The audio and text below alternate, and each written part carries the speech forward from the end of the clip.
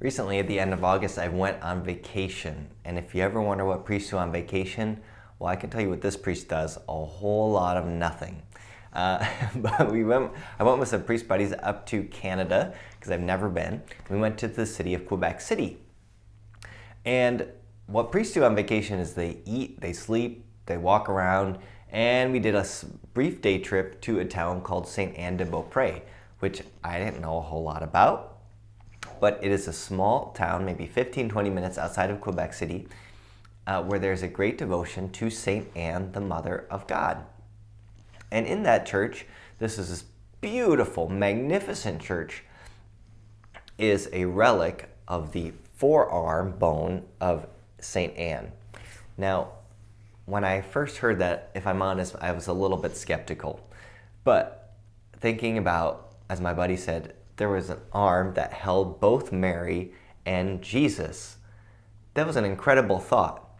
And to think that there is somewhere buried, if not there, Saint Anne, who probably held both Mary and Jesus in her own arms. And to think about her as doing what all mothers do, comforting their children and holding their children. It was an incredible thought to think about the life of this woman and what her life must have been like. And how often in her life, God was working through her in very ordinary motherly ways.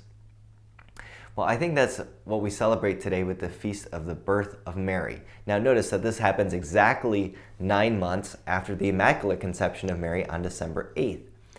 But these readings remind us and invite us to think about those parents, about Saint Anne in particular, who held Mary in her own arms, who just did what every grandmother before her did, pass on the faith to her, was a witness of faith to her, was there to comfort her.